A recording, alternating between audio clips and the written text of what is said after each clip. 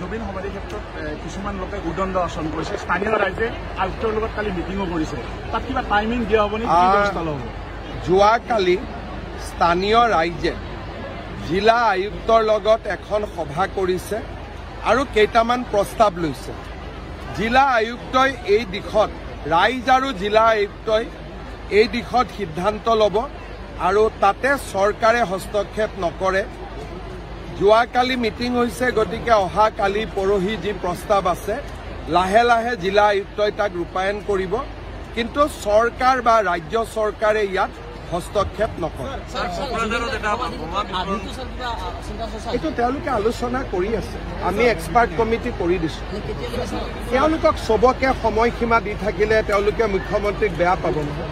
চবতে যদি ডেট দি থাকো, কেতিয়ালৈ চবতে ডেট দি থাকিলে বিশেষজ্ঞসকলে বেয়া পাব মোক, গতিকে মই ডেট দিয়া কামটো নকৰোঁ।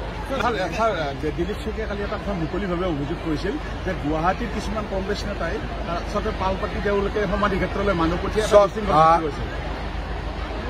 জুবিন গাৰ্গৰ যিটো আদৰ্শ, আজি সেই আদৰ্শৰ বিপৰীতেই চব কাম হৈ আছে। জুবিন গাৰ্গে তেওঁৰ শৰীৰতে মহাদেৱৰ টেটু বনোৱা আছে, তেওঁ এজন শিৱ ভক্ত আছিল। এতিয়া তেওঁক লগাই দিয়া হ'ল মোৰ জাতি নাই ধৰ্ম নাই।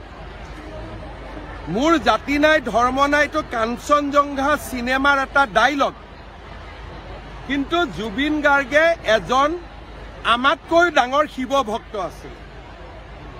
তেওঁৰ ইয়াত চাব শিৱৰ ডাঙৰ টেটু। ৰীতা চৌধুৰীৰ লগত সাক্ষাৎকাৰত চাব, তেওঁ বুজাইছিল তেওঁ কিমান শিৱ পূজা কৰে।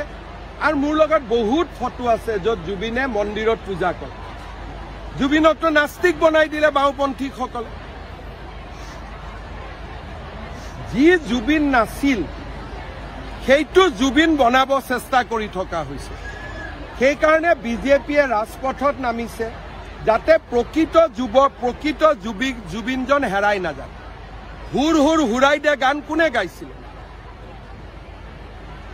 এতিয়া সেইবিলাকে যিবিলাকক জুবিনে নমতা অতিথি বুলি কৈছিলে, তেওঁলোকে জুবিনৰ সমাধিত আহি ভিৰ কৰি আছে, কয় জুবিনৰ জাতি নাই ধৰ্ম নাই। জুবিনৰ শ্ৰাদ্ধ 13 দিনীয়া 11 দিনীয়া সম্পূৰ্ণ হিন্দু নিয়মমতে হৈছে নে নাই? গতিকে জাতি নাই ধৰ্ম নাইটো কোনে উলিয়ালে?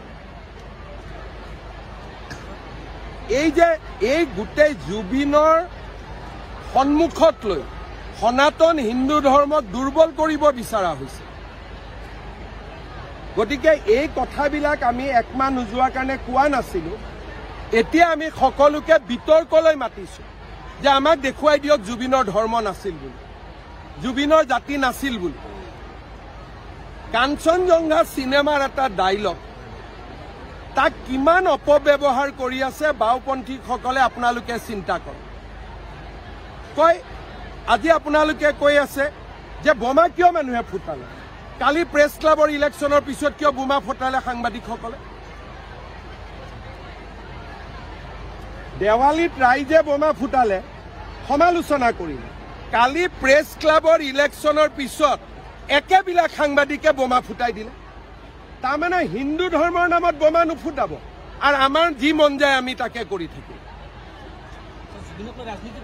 ৰাজনীতি নহয়, জুবিন যেন হিন্দু বিৰোধী আছিল, জুবিনৰ যেন ধৰ্ম নাছিলে, তেনেকুৱা পৰিৱেশ এটা অসমত সৃষ্টি কৰিব খোজা হৈছে, যাতে উচ্ছেদ হ'বলগীয়া মানুহবিলাকে নিৰাপত্তা পায়, যাতে এই যি আমি এটা অসমক জাতি মাতি ভেটি বচাবৰ কাৰণে এটা আমি তীব্ৰ গণ চিন্তা কৰিছো, তাক যাতে স্তীমিত কৰিব পৰা যায়। নেপথ্যত বাওঁপন্থীসকল, অখিল গগৈ এইবিলাকে আছে, কংগ্ৰেছ। ক'ৰবাত এনেকুৱা নিয়ম দেখিছে নেকি যে সমাধিত গ'লো সাফৰেদি খুলি আমি তাতে মদ ঢালি দিলো? এইটো আত্মা ভগৱানৰ অংশ হয়।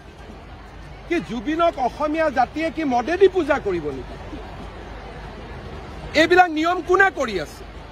যে জুবিনৰ বিষয়ে যাতে অহা 100 বছৰত এটা মানুহৰ মনত বিৰূপ মনোভাৱৰ সৃষ্টি হয়, 100 বছৰ পিছত নৱপ্ৰজন্মই জুবিনক কেনেকৈ চিনিব? জুবিনৰ গানেৰে নহয়, যেন জুবিন এজন মদ ভাল পোৱা ব্যক্তি আছিল। জুবিনৰ গানেদি আমি জুবিনক স্মৰণ কৰোঁ। জুবিনৰ সমাধিত সাফৰেৰে মদ ঢালি নহয়। আজি যোৱা 1 মাহত যোনে যি পাৰে তাকে কৰি আছে। ভাবিছে সকলো নীৰৱ হৈ যাব। আমাৰ নীৰৱতা এমাহৰ নীৰৱতা আছিল। এতিয়া ঢালকচোন কোনোবাই অহাকালিৰ পৰা। মই জুবিনক কেতিয়াও মদৰ লগত পৰিচিত ব্যক্তি বুলি জানিব নিদিওঁ।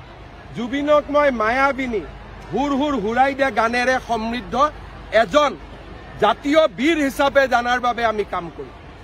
এইবিলাক কি চলি আছে? এইবিলাক কি চলি আছে? কোনে চলাই আছে? অখিল গগৈয়ে পাল পাতি মানুহ পঠিয়ায়। কংগ্ৰেছে পাল পাতি মানুহ পঠায়। প্ৰচেষ্টা হ'ল যে জুবিনক এজন যেন তেওঁ মদক বাদ দি একোৱেই নাজানিছিল তেনেকুৱা ব্যক্তি হিচাপে প্ৰতিষ্ঠা কৰা। এইটো ভুল নকৰিব। জুবিনে মদ নাখাইছিল, খাইছিল যদিও কিবা দুখত খাব পাৰিব, কিবা কাৰণত খাব। আৰু মদ নোখোৱা জুবিনজনক মই লগ পাইছোঁ। এইটো কোনেও এনেকুৱা ধাৰণা নিদিব যে জুবিনে 24 ঘণ্টাই মদ খাই আছিল। ভুল কথা হৈ আছে। জুবিনক অপমান কৰি থকা হৈছে। জুবিনক ন্যায় দিয়াৰ নামত এচাম ব্যক্তিয়ে জুবিনৰ সত্তা আৰু জুবিনৰ আত্মাক হত্যা কৰিব খুজি আছে। মদৰ সাফৰেদি মদ ঢালি দিয়া এইটো কি অসমীয়া সংস্কৃতি নেকি? এইবিলাকৰ এইটোতো কোনো সংস্কৃতি হ'ব নোৱাৰে। চাধাৰ টেমা দিয়া এইটো কি সংস্কৃতি নেকি? সি ভাল পাইছিল, আমি জুইৰ লগত ঘৰৰ মানুহে তাক উৎসৰ্গা কৰি দিলে, অগ্নিত তাক দি দিলে। অগ্নিয়ে তাৰ কাপোৰযোৰ লৈ ল'লে, অগ্নিয়ে তাৰ শৰীৰ লৈ ল'লে, অগ্নিয়ে যাক ল'ব লাগে ঘৰৰ মানুহে চিন্তা কৰিছিল, দিলে, প্ৰজ্বলিত হৈ গুচি গ'ল। এতিয়া জুবিনক আমি গানেৰে সংস্কৃতিৰে আমি জীয়াই ৰাখিব লাগিব, উন্মাদনাৰে নহয়।